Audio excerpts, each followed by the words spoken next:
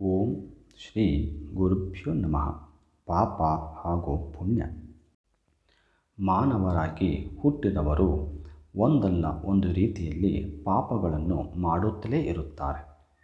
ಕೆಲವರು ಗೊತ್ತಿಲ್ಲದ, ಅವರ ಅರಿವಿಗೆ ಬಾರದೆ ಪಾಪದ ಕೆಲಸವನ್ನು ಮಾಡುತ್ತಾರೆ. ಇದು ಕೂಡ ತಪ್ಪೇ. ಆದರೆ ಇನ್ನೂ ಕೆಲವರು ಗೊತ್ತಿದ್ದು ಪಾಪವನ್ನು ಮಾಡುತ್ತಾರೆ. ಇಂತಹ ಪಾಪಗಳು ಕ್ಷಮೆಗೂ ಕೂಡ ಅರ್ಹವಾಗಿರುವುದಿಲ್ಲ. ಪಾಪಗಳು ಈ 3 ರೀತಿಯಲ್ಲಿ, ಅಂದರೆ ಕಾಯ, ವಾಚ, ಮನಸ ಆಗಿರುತ್ತದೆ. ಹಿಂಸಿಸುವುದು, ಕೊಲೆ, ಅತ್ಯಾಚಾರ, ಕಳ್ಳತನ ಇವು ಶಾರೀರಿಕ ಪಾಪವೆನಿಸುತ್ತದೆ. ಕ್ರೋಧದಿಂದ ಮಾತನಾಡುವುದು, ಸುಳ್ಳು ಹೇಳುವುದು, ಒಬ್ಬರಿಗೊಬ್ಬರಿಗೆ ಚಾಡಿ ಹೇಳುವುದು, ನಿಂದಿಸುವುದು ಇವು ವಾಚಕ ಪಾಪಗಳು.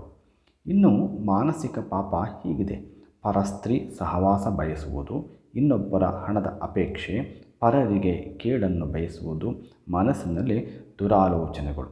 ಇವುಗಳು ತಮ್ಮ ವೈಯಕ್ತಿಕ ಲಾಭಕ್ಕಾಗಿ ಪರರ ಸಂತೋಷವನ್ನು ಕಿತ್ತುಕೊಳ್ಳುವುದು, ಅವರ ಮನಸ್ಸು ಘಾಸಿಗೊಳಿಸುವುದು ಕೂಡ ಒಂದು ಪಾಪದ ಕೆಲಸವಾಗಿದೆ. ಶೀಘ್ರ ಸಿರಿವಂತನಾಗಲು ವಾಮಮಾರ್ಗದಿಂದ ಧನ ಮಾಡುವುದು ಪಾಪಕಾರ್ಯವಾಗಿದೆ.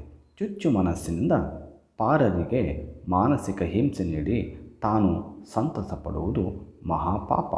ಆಡಂಬರ, ದರ್ಪ, ದುರಹಂಕಾರ, ಸಿಟ್ಟು, ಅಜ್ಞಾನ ತುಂಬಿರುವ ಮನಸ್ಸು ಪಾಪ ಮಾಡಲು ಪ್ರೇರೇಪಿಸುತ್ತದೆ. ಇಂತಹ ಪಾಪಿಗಳ ಜೊತೆ ಯಾರೂ ಬರಲಾರರು. ಕೊನೆಯಲ್ಲಿ ಅವರುಗಳು ಏಕಾಂಗಿಯಾಗಿ ದುಃಖದೊಂದಿಗೆ ಕಾಲವನ್ನು ಕಳೆಯುವಂತಾಗುತ್ತದೆ. ನಮ್ಮ ಹಿರಿಯರು ಒಳ್ಳೆಯದನ್ನು ಆಚರಿಸಲು ಆಗದಿದ್ದರೆ ಇನ್ನೊಬ್ಬರಿಗೆ ಒಳಿತನ್ನೇ ಹಾರೈಸಿ ಎಂದಿದ್ದಾರೆ. ನಿಮ್ಮಲ್ಲಿ ಮನೆ ಮಾಡಿರುವ ದ್ವೇಷ, ಅಸೂಯೆ, ಕೋಪವನ್ನು ಬಿಡಿ, ಆಗ ನಿಮ್ಮಿಂದ ಪಾಪ ಕಾರ್ಯ ಆಗುವುದಿಲ್ಲ ಎಂದು ಎಚ್ಚರಿಸಿದ್ದಾರೆ. ಕಾಮ, ಕ್ರೋಧ, ಮೋಹಗಳನ್ನು ಜಯಿಸಿದವ ಪಾಪ ಎಂದೂ ಮಾಡಲಾರ. ಆತ ದೈವತ್ವ ಪಡೆದು ಪುಣ್ಯವಂತನಾಗುತ್ತಾನೆ. ಈ ಪಾಪಗಳಿಂದ ಮುಕ್ತನಾಗುವುದು ಹೇಗೆ ಎಂದರೆ, ನನ್ನ ನಾಮಸ್ಮರಣೆಯಿಂದ ಈ ಪಾಪ ಕೂಪದಿಂದ ನೀನು ಪಾರಾಗಲು ಸಾಧ್ಯ ಎಂದು ಸಾಕ್ಷಾತ್ ಭಗವಂತನೇ ನುಡಿದಿದ್ದಾನೆ. ದುಷ್ಟನಾದವನೂ ಕೂಡ ತಾನು ಮಾಡಿದ ಪಾಪಗಳ ಬಗ್ಗೆ ಪಶ್ಚಾತ್ತಾಪಪಟ್ಟು ಮುಂದೆ ಅಂತಹ ಪಾಪಗಳನ್ನು ಮಾಡದಿದ್ದರೆ ಆತನಿಗೆ ಪುಣ್ಯ ಲಭಿಸಲಿದೆ. ನಿರ್ಮಲವಾದ ಅಂತಃಕರಣ, ಶುದ್ಧವಾದ ಮನಸ್ಸು, ಏಕಾಗ್ರತೆಯಿಂದ ಉತ್ತಮ ಜ್ಞಾನದೊಂದಿಗೆ ಪರಮಾತ್ಮನ ಧ್ಯಾನ ಮಾಡಿದಾಗ ಪುಣ್ಯ ಲಭಿಸಲಿದೆ. ಸಮಾಜದ ಒಳಿತಿಗಾಗಿ ನಮ್ಮ ಸಮಯವನ್ನು ಮೀಸಲಿಟ್ಟು ಜನರ ಕಲ್ಯಾಣಕ್ಕಾಗಿ ಕೆಲಸವನ್ನು ಮಾಡಿದರೆ ಅದು ಪುಣ್ಯ. ನಾವು ಮಾಡುವ ಕೆಲಸಗಳಲ್ಲಿ ದೇವರನ್ನು ಕಂಡಾಗ ಪುಣ್ಯ ನಮ್ಮ ಪಾಲಿಗೆ ಶತಸಿದ್ಧ. ಎಲ್ಲರೂ ಸುಖವಾಗಿರಲಿ, ಯಾರಿಗೂ ಕಷ್ಟ ಬಾರದಿರಲಿ, ಎಲ್ಲರೂ ಒಳ್ಳೆಯದನ್ನೇ ನೋಡುವಂತಾಗಲಿ, ಯಾರಿಗೂ ದುಃಖ ನೋವು ಬಾರದಿರಲಿ, ಎಲ್ಲರೂ ನೆಮ್ಮದಿಯಿಂದ ಇರಲಿ ಎಂಬ ಆಶಯ ಮನದಲ್ಲಿ ಇದ್ದರೆ ನಮಗರಿವಿಲ್ಲದೆ ಪುಣ್ಯ ಬಂದು ಸೇರುತ್ತದೆ. ಪ್ರತಿಯೊಬ್ಬರೂ ಅವರವರ ಧರ್ಮವನ್ನು ಸರಿಯಾಗಿ ಆಚರಿಸಿದರೆ ಅವರ ಬಳಿಗೆ ಪುಣ್ಯ ತನ್ನಿಂತಾನೇ ಬರುತ್ತದೆ.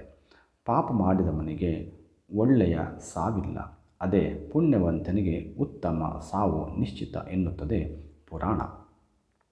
ಅಜ್ಞಾನವೇ ಪಾಪ, ಸುಜ್ಞಾನವೇ ಪುಣ್ಯ. ಇತರರ ಕೇಡು ಬಯಸುವುದು ಪಾಪ, ಪರರ ಹಿತ ಬಯಸುವುದು ಪುಣ್ಯ.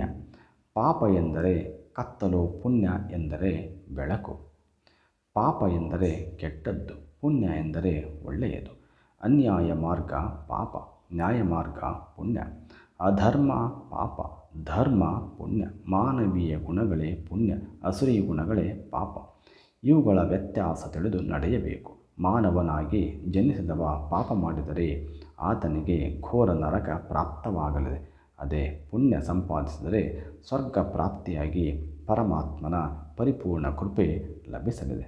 ಸರ್ವೇ ಜನ ಸುಖಿನೋ ಭವಂತು.